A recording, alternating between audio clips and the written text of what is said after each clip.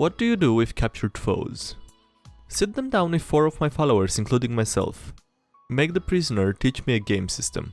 Consciously get the rules and items wrong on purpose at every given moment. Interrupt the prisoner while he or she is talking to ask dumb questions. Constantly fidget around with really loud snacks. Do this for months and years. God, you're a sick bastard. Hey, what's up everybody, I'm SkyDieRay and welcome to another DnDGreentext video. As always, enjoy! Be me. Gnome wizard, chaotic neutral driven by goal of acquiring knowledge. Level-headed and rational character. Have classic, that guy in party. Kleptomaniac murder hobo, sex pest elf rogue. Always does dumb shit because that's just what my character would do.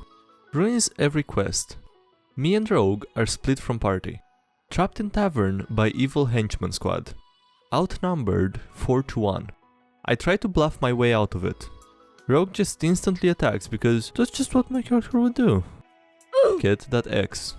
Steal crossbow and climb into ceiling using magical sleepers. Spend 3 rounds trying to discover if stolen crossbow still works upside down.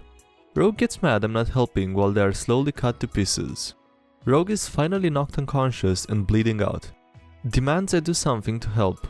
Fireball the tavern and leave via the chimney. Rogue dies. Furious that I didn't save them. Point out that the rogue was a risk to the rest of the party. Point out gnome couldn't take on entire enemy group single-handed. Point out that gnome calculated rogue's death was necessary to save other friends. Tell rogue it's just peak related, rogue's face when. What my character would do. Hold on guys, I think I just dropped some dice on the floor. It's a couple of these. See, I don't get why people bought Legos when the D4 exists. Oh, you stepped on a piece of plastic with dual bumps on it? Boo-hoo for you. I just stepped on Jim's caltrop of a D4. Now I have an open wound on the bottom of my foot. I'm probably not going to walk right for the next few days. What's worse is that Jim is a nasty piece of shit who scratches his ass and doesn't have the goddamn courtesy to wash his hands. So I'm probably going to get sepsis or gangrene. I'm going to need to get my foot amputated. But no, keep about how some Danish plastic brick hurt your foot. GMs do. Hey GM, my character is a tiefling warlock that made a pact with evil spirits for unnaturally seductive prowess. Cool bro, come right in. Hey GM, my character is a half-orc rogue that likes to sneak up and incapacitate women before dragging them off to a different location for thievery, ransom, and other reasons. Sure lad, as long as you keep track of it, consequences, etc. Hey GM, my character is an elf druid that found true beauty in the shape of a lemur. He abandoned his natural form years ago to become closer to his ideal and spread the gospel of lemur throughout the world. Bloody brilliant, have a free follower to carry lemur scrolls just because you're that unique. Hey GM, my character is a young human fighter that is the unfortunate lone survivor of a village that was raised by evil extraplanar fiends, lucky enough to receive a blessing of uncommon strength from a deity that took pity on her in passing. What the f is wrong with you? Get that out of here and make a real character. You have any outstanding gripes with your GMs or their methods, DG? Person watching this video? If you do, well, leave them in the comments, I'd like to read that. Well, here's the story. Playing in an all-evil campaign of D&D. The party seems pretty generic. Chaotic evil barbarian, lawful evil necromancer, neutral evil rogue. Decide to play a senile old wizard. He isn't evil in the sense he's doing evil things on purpose, he just doesn't know any better. His backstory had him being a powerful wizard who, after the death of his wife, went senile. In his bits of insanity, he bound the spirit of his wife to his pet cat, but this left her non-sentient and could only access some of her memories. The adventure goes how normal evil games go. Take down a church, get some reputation, make some money. Rest of the party gets what they want to accomplish done. Rogue becomes leader of Thieves Guild, Necromancer becomes the Shadow Lord of a city, Barbarian gets ale and horse. Now the thing about my wizard was he spent all his gold on ritual components that never helped him on any useful rituals. As the game drew towards its end, I decided to pull my final move. Use the millions upon millions of ritual components I have gathered to cast my ultimate ritual. The ritual had 2 parts. The first part causes all cats in the world to achieve sentience and gain lifespans and intelligence level comparable to humans. The second part causes the caster and all 1/3 of the world population to turn into this new species of smart cats. Everyone in the party had to roll to save against the spell on a d6, with a 1 and 2 being the chance of becoming a cat. The barbarian and the necromancer were both turned into cats. My wizard's wife was able to take full control over her cat host, and they began a new life as cats. They walked off into the sunset and lived happily ever after. The most damage I've ever seen a level 1 spell do. BDM of a 5th edition game. Get burnt out. Decide to do a level 20 one-shot for fun. Players show up with 4 rogues and the bard.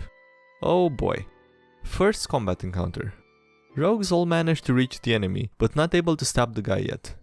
Bard casts Dissonant Whispers. Dude provokes opportunity attacks from all 4 rogues. 3 hits and a crit. This poor guy takes 53d6 plus 5d8 plus 29 damage. All from a first level spell, technically. Evil Church in fantasy settings. You know, many people may say they are tired of Evil Church stereotype, but damn, I still think it is reasonable. Immense power and wealth. Lots of brainwashing. Even the powers of this world have to deal with you. Even more if your setting has actual magic that can be presented as miracle. Immense power of wealth, lots of brainwashing, the powers that have to deal with you. Damn, add in promoted by famous people and you get Scientology. I now understand why people naturally assume skeletons are bad. Be me, level 1 recently revived skeleton with amulet that lets me telepathically talk to children. Not me, party of other recently revived skeletons with various abilities. Successfully escaped the graveyard and nearby village in the last 3 sessions and stole some clothing to use as disguises. Currently near the harbor, tasked with stealing a boat so we can find the necromancer that resurrected us. One skeleton player uses his new Drunken Aura skill to make every non-party member drunk around us. The rest of us continue hiding in the herd of 19 cows that followed us from last session. A combination of cow camouflage and all the nearby city folk being drunk off their ass helps us sneak halfway through town. Some of the cows get spooked by the drunk people and start a small stampede on the edge of the market. Cows tearing through tables, market booths, people and trade goods go flying everywhere. 2 people get trampled to death and several more are injured, but the Drunken Aura makes them all apathetic so they don't really do anything. Trying to be a good fatherly skeletal figure, I take the 2 teenage girls accompanying me and walk north to go down an alleyway, hoping to avoid them seeing the dead people ran over by cows.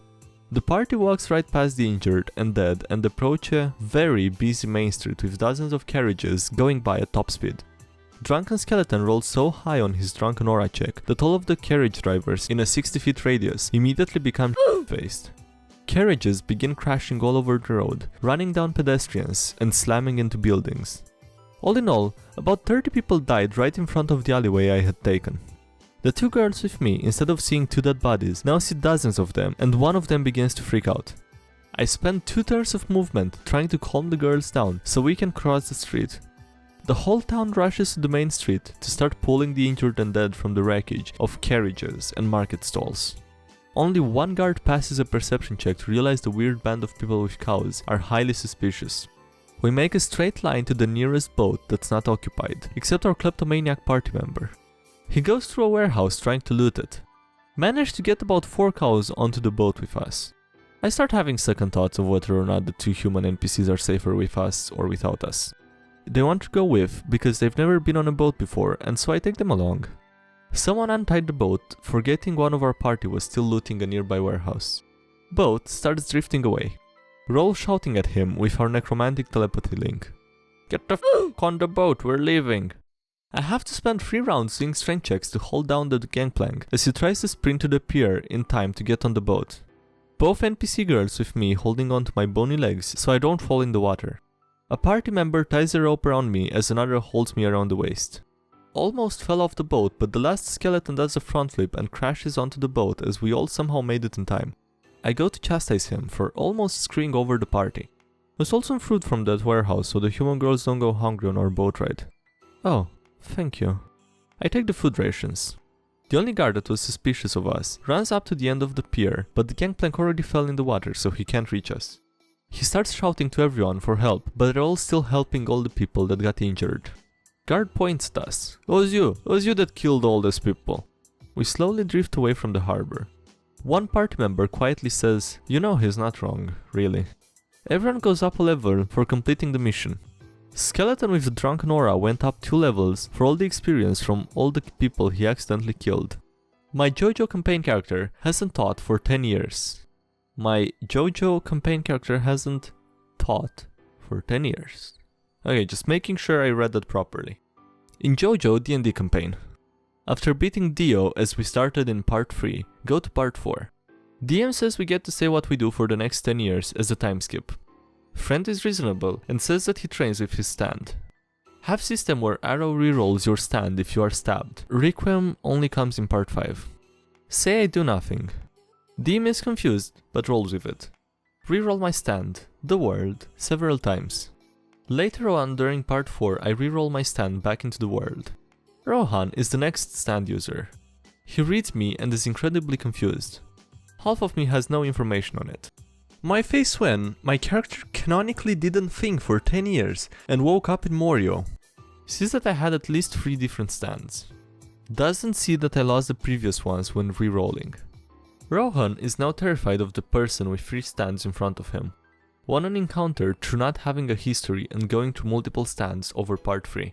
Alright, that was it for this video. Thank you guys for watching, I hope you enjoyed it. Don't forget to leave a like if you did and subscribe for more. There's a link below to the Patreon, my Twitch and the Discord server if you wanna check either of those out. And yeah, thanks again for watching and I'll see you next time. Have a great day, bye.